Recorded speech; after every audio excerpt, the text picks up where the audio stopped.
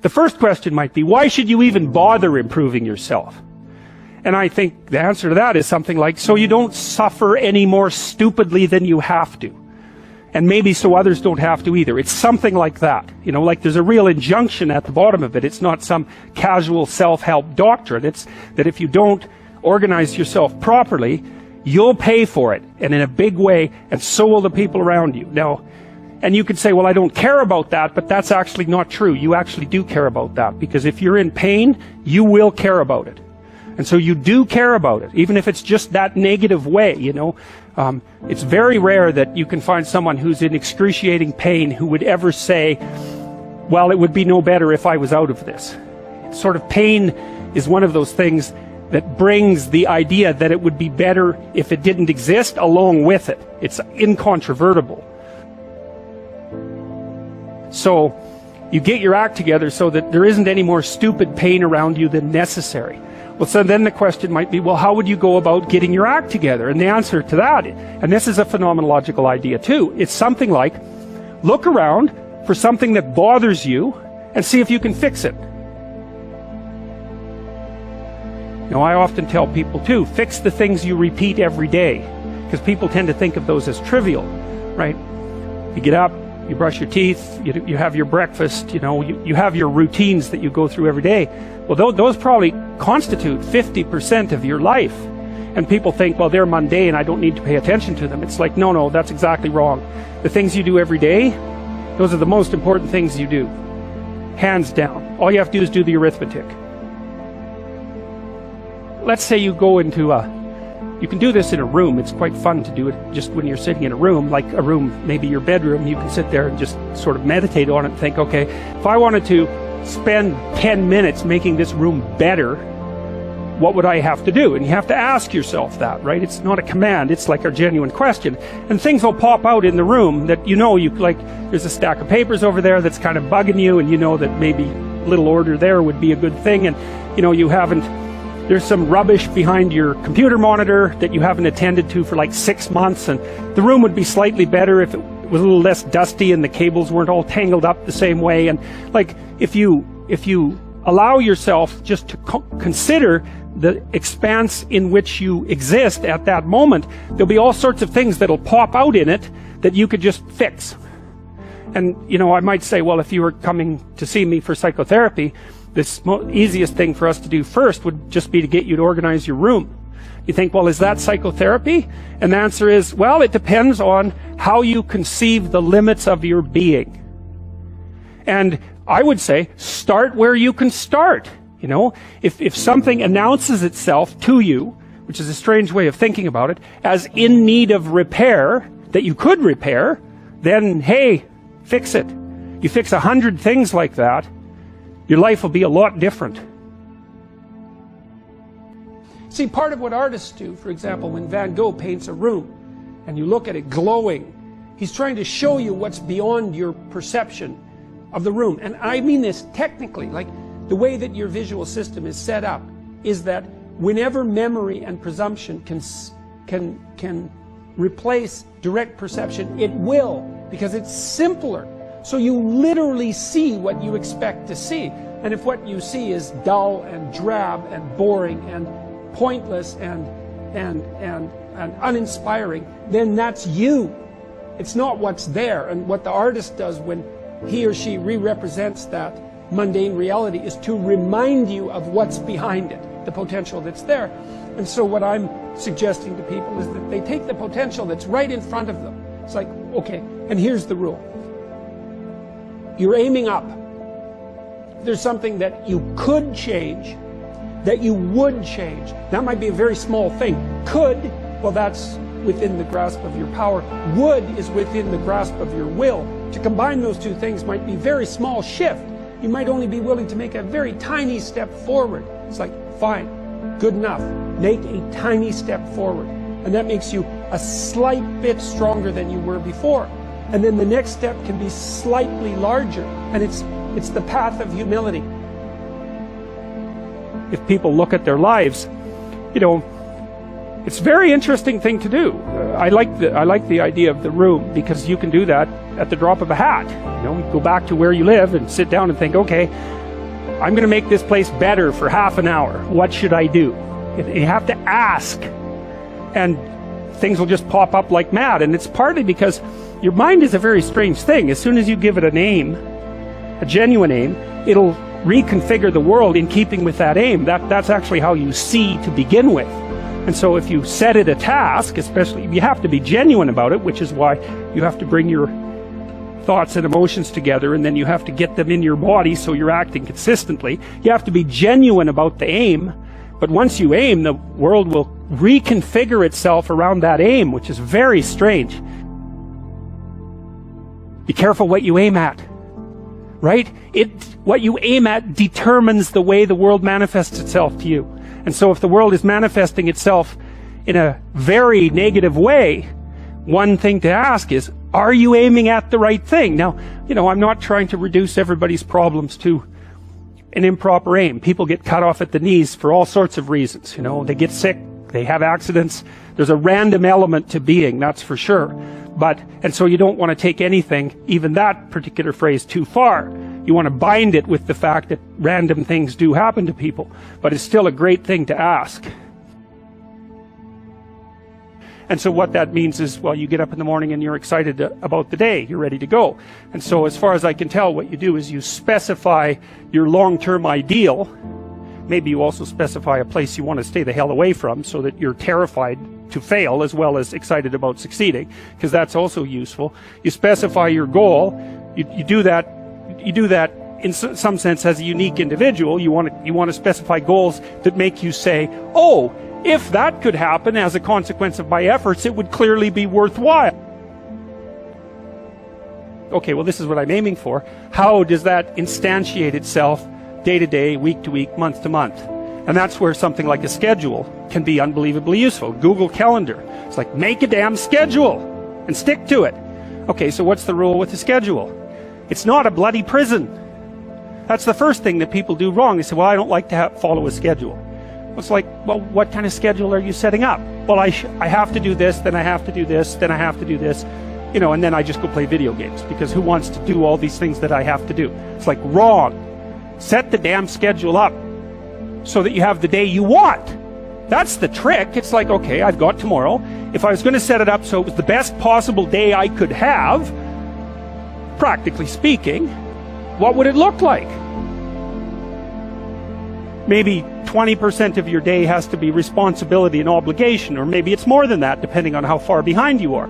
But even that, you can ask yourself, okay, well, I've got these responsibilities. I have to schedule the damn things in. What's the right ratio of responsibility to reward? And you can ask yourself that, just like you'd negotiate with someone who is working for you. It's like, okay, you got to work tomorrow.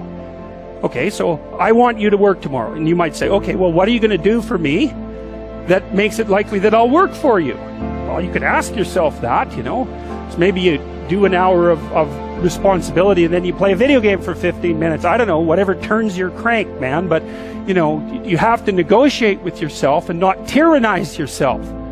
Like you're negotiating with someone that you care for, that you would like to be productive and have a good life. And that's how you make the schedule. It's like, and then you look at the day and you think, well, if I had that day, that'd be good. Great. And you're useless and horrible, so you'll probably only hit it with about 70% accuracy, but that beats the hell out of 0, right? And if you hit it even with 50% accuracy, another rule is, well, aim for 51% the next week, or 50.5% for God's sake, or because you're going to hit that position where things start to loop back positively and spiral you upward. And so that's one way that you can work on your conscientiousness, is plan a life you'd like to have. We're built for a burden, and we're not happy without that burden, and we want to find the one that suits us. And that's difficult. It's part of the adventure of life to seek out the burden that suits you. But when you have that, then yes, then hopefully you're operating in harmony with the requirements of those around you. You make yourself a reasonably morally respectable individual. And so now you're not blinded as much by your own proclivity for uselessness and malevolence. And then you can integrate all that. You can integrate all those rules And that's the beginning of the development of character. And then you can embody the union of the rules. It's something like that. Well, the mission is the improvement of your character, the constant improvement of your character. And I think a lot of that's done in dialogue with your conscience. It's like your conscience is always telling you, Socrates said this thousands of years ago, your conscience is always telling you what you shouldn't be doing. And one of the things Socrates said was what discriminated him from the run-of-the-mill person, and why perhaps we still know of him so many thousands of years later, was that when his conscience told him not to do something, he didn't do it. He stopped saying the things that he shouldn't have been saying, and he stopped doing the things he shouldn't have been doing. And that's a start, you know. That's a discipline, I would say. That's the ability to follow a certain kind of intrinsic discipline. And maybe that's merely the cessation of evil. That's not exactly the same as the pursuit of positive good. Let's say you haven't got there yet, but that's a start. You clear away the obstacles from your vision by ceasing to engage in those activities you know to be wrong. And then the world starts to lay itself out in more pristine form. And then maybe you can start to apprehend what would be positively good instead of merely not wrong. It's psychologically meaningful to pursue the highest of goals and the development of your character, but it's also the best possible thing that you can do practically here and now in the material world to make it less terrible than it might otherwise be. There are times in your life when you're not going to be happy, and then what are you going to do? Your goal is demolished. And there are going to be plenty of times in your life when you're not happy. There might be years. And so it's a shallow boat in a very rough ocean.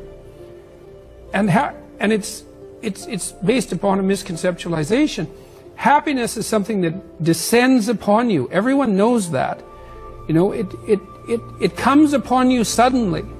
And then you should be grateful for it, because there's plenty of suffering. And if you happen to be happy, well, wonderful. Enjoy it. Be grateful for it. And maybe try to meditate on the reasons that it manifested itself, right? Because it can come as a mystery, you know. You don't necessarily know when you're going to be happy. Something surprising happens and delights you. And you can analyze that. You can think, well, I'm doing something right. I'm in the right place right now. I've done something right. Maybe I can hang on to that. Maybe I can learn from that. What you should be pursuing instead is, well, there's two things. You should be pursuing who you could be.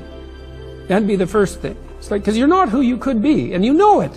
You have guilt and shame and regret, and you berate yourself for your lack of discipline and your procrastination and all your bad habits. You know perfectly well that you're not who you could be. And God only knows who you could be. And so that's how you should be that's what you should be striving for. And associated with that, you should be attempting to formulate some conception of the highest good that you can conceive of, that you can articulate. Because why not aim for that? It's like your life is short and it's troublesome. And perhaps you need to do something worthwhile with it. And if so, then you should do the most worthwhile thing.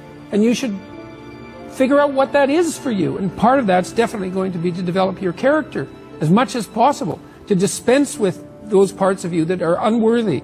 And then maybe, if you're fortunate, and you do that carefully, then happiness will descend upon you from time to time. And that's the best you've got. And then also perhaps during sorrowful times, or worse, evil times, the fact that you've strengthened your character and that you're aiming at the highest that you can conceptualize, that'll give you the moral fortitude to endure without becoming corrupted during those times, and to be someone who can be relied upon in a crisis. There's an aim. You know, one of the things I've told my audience is, the young guys take to this a lot. I said, you should be the strongest person at your father's funeral, right? Well, that's something to aim for. It's a transition, a generational transition, and it means that, well, all the people around you are suffering because of their loss, they have someone to turn to who can illustrate by their behavior that the force of character is sufficient to move you beyond the catastrophe. And you need that. And that's a great thing to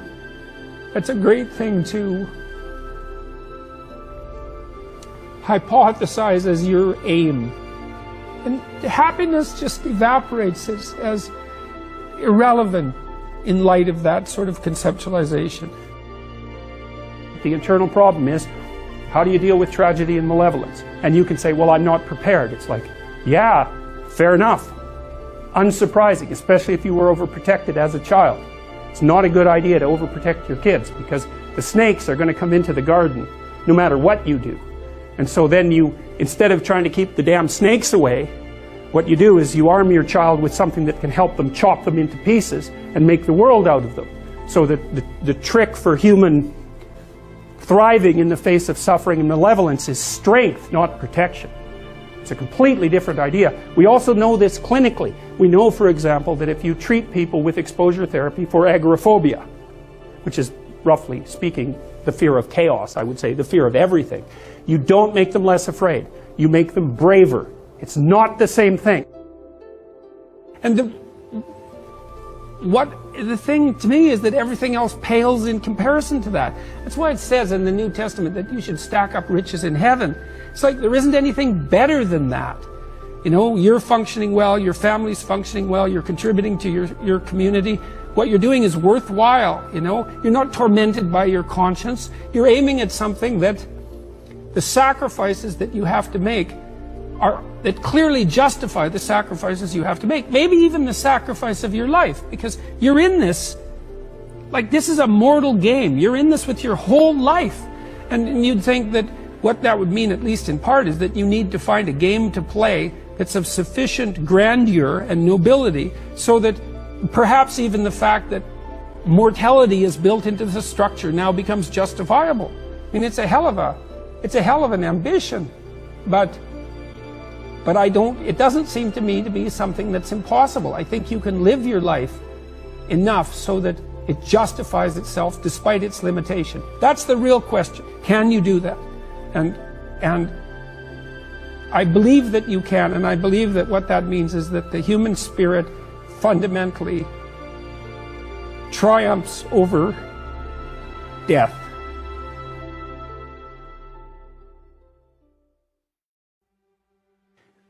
The world shifts itself around your aim, because you're a creature that has an aim. You have to have an aim in order to do something. You're an aiming creature. You look at a point and you move towards it. It's built right into you. And so you have an aim. Well, let's say your aim is the highest possible aim. Well, then, so that sets up the world around you. It organizes all of your perceptions. It organizes what you see and you don't see. It organizes your emotions and your motivations. So you organize yourself around that aim, and then what happens is the day manifests itself as a set of challenges and problems, and if you solve them properly, then you stay on the pathway towards that aim, and you can concentrate on the day, and so that way you get to have your cake and eat it too, because you can point into the distance, the far distance, and you can live in the day. And it seems to me that makes every moment of the day supercharged with meaning. That's how, because if everything that you're doing every day is related to the highest possible aim that you can conceptualize, well, that's the very definition of the meaning that would sustain you in your life. Well, and then the issue is, well, back to Noah. Well, all hell's about to break loose and chaos is coming. It's like when that's happening in your life, you might want to be doing something that you regard as truly worthwhile, because that's what will keep you afloat when everything is flooded. And you don't want to wait until the flood comes to start doing that, because if your ark's half built and you don't know how to captain it, the probability is very high that you'll drown. Human beings are weird creatures because we're much more activated by having an aim and moving towards it than we are by attainment. And what that means is you have to have an aim And that means you have to have an interpretation. And it also means that the nobler the aim, that's one way of thinking about it, the better your life. And that's a really interesting thing to know, because, you know, you've heard ever since you were tiny that you should act like a good person, and you shouldn't lie, for example. And you might think, well, why the hell should I act like a good person, and why not lie? You know, even a 3-year-old can ask that question, because smart kids learn to lie earlier, by the way. And they think, well, why not twist the fabric of reality so that it serves your specific short-term needs? I mean, that's a great question. Why not do that? Why act morally? If you can get away with something and it brings you closer to something you want, well, why not do it? These are good questions. It's not self-evident. Well, it seems to me tied in with what I just mentioned. It's like you destabilize yourself and things become chaotic. That's not good. And if you don't have a noble aim, then you have nothing but shallow, trivial pleasures, and they don't sustain you. And that's not good, because life is so difficult, it's so much suffering, it's so complex. It ends, and everyone dies, and it's painful. It's like, without a noble aim, how can you withstand any of that? You can't. You become desperate, and once you become desperate, things go from bad to worse very rapidly when you become desperate. And so there's the idea of the noble aim. And it's not something, it's something that's necessary. It's the bread that people cannot live without, right? That's not physical bread. It's the noble aim. And what is that? If you configure your life so that what you are genuinely doing is aiming at the highest possible good, then the things that you need to survive and to thrive on a day-to-day basis will deliver themselves to you. That's a hypothesis, and it's not some simple hypothesis, right? Because what it basically says is, if you dare to do the most difficult thing that you can conceptualize, your life will work out better than it will if you do anything else. Well, how are you going to find out if that's true? Well, it's a Kierkegaardian leap of faith. There's no way you're going to find out whether or not that's true unless you do it. So no one can tell you either, just because it works for someone else. I mean, that's interesting and all that, but it's no proof that it'll work for you. You have to be all in this game. All right, so you're always in one of these little frameworks, and there's just no getting out of it. And that's because, you know, at any given moment, it's like field theory. There used to be psychological theories that talked about the field of human experience, something like that. And this is kind of what that is. This is a field, and basically what happens is you parse out a little part of the world, say, and an amount you can handle. So let's say it has some duration. You're not aiming at something 50 years in the future. It's because how the hell are you going to do that? There's too many variables, you know. So you're aiming at some handleable amount of time, and you posit a goal in there, and you plot your route, and then that tells you what's up and tells you what's down, because up moves you towards the goal and down moves you away from the goal, and that sets up your motivational framework so that you have something worth attaining. You know, that's a really interesting thing to know too. It's like, why have a goal? Well, it's easy. No goal, no positive emotion. Because you experience positive emotion by noticing that you're moving towards a goal. And so if you don't have a goal, well, you can't have any positive emotion. So you better have a goal. One thing to remember is that if you don't erect a hierarchical structure with something to aim at, you got no positive motivation, because you experience positive motivation in relationship to a goal, not from attaining the goal. That's satisfaction. And besides, it's fleeting. You know perfectly well. You graduate from university, poof, next day you have a problem, which is what do you do next? And that's a tough problem. It's not like you've solved your problems by winning that game. You just introduced the problem of having to introduce another game. So it's unreliable as a source of positive emotion, but what's reliable is you set a goal and you try to attain it, and then that gives your life, that literally provides your life with meaning. And so you might say, well, what should the goal be? Well, we could start by saying, well, any goal is better than none. And then we might say, well, it should be a goal that other people will let you pursue, because otherwise it's going to be kind of difficult. And maybe they'll be even happy to help you pursue it. That would even be better. And maybe it's a goal that would enable you to learn how to pursue other goals while you pursue that goal. Boy, that would really be good. And so you can see that your goal is parameterized, but that doesn't mean that any old goal works. It means there's some goals that work nicely and some not so nicely. There are playable games and non-playable games. That's a good way of thinking about it. And you want to have a playable game. And there's a lot of them. Lawyer, plumber, you know, actor, whatever. They're playable games. And it's not obvious which one's better, but it's certainly obvious which ones are sustainable and which ones are worse. So there's a set of playable games, and you need to extract from that set of playable games a game that suits you. And that would be partly due to your temperament, you know, because extroverted people want to play an extroverted game, and highly neurotic people want to play a safe game, and agreeable people want to play a generous game, and disagreeable people want to play a game that's highly competitive so they can win, and, you know, fine. But they're all within the realm of playable games. The world's way more complicated than a text, and so there's an infinite number of ways that you can look at the world. And so how do we know that any one way is better than any other way? That's a good question. Now, the postmodern answer was we can't. And that's not a good answer, because you drown in chaos under those circumstances, right? You can't make sense of anything. And that's not good, because it's not neutral to not make sense of things. It's very anxiety-provoking. It's very depressing, because if things are so chaotic that you can't get a handle on them, your body defaults into emergency preparation mode, and your heart rate goes up and your immune system stops working, and like you burn yourself out, you age rapidly because you're surrounded by nothing you can control. That's an existential crisis, right? It's anxiety-provoking and depressing, very hard on people. And even more than that, it turns out that the way that we're constructed neurophysiologically is that we don't experience any positive emotion unless we have an aim and we can see ourselves progressing towards that aim. It isn't precisely attaining the aim that makes us happy, as you all know if you've ever attained anything, because as soon as you attain it, then the whole little game ends. Then you have to come up with another game, right? So it's Sisyphus.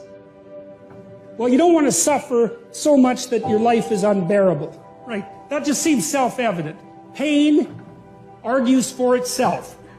I think of pain as the fundamental reality, because no one disputes it, right? I mean, even if you say that you don't believe in pain, it doesn't help when you're in pain. You still believe in it, right? You can't pry it up with logic and rationality. It just stands forth as what the fundament of existence, and that's actually quite useful to know. You say, well, you don't want any more of that than is absolutely necessary. And I think that's self-evident. And then you say, well, wait a minute, it's more complicated than that. You don't want any more of that that's necessary today, but also not tomorrow, and not next week, and not next month, and not next year.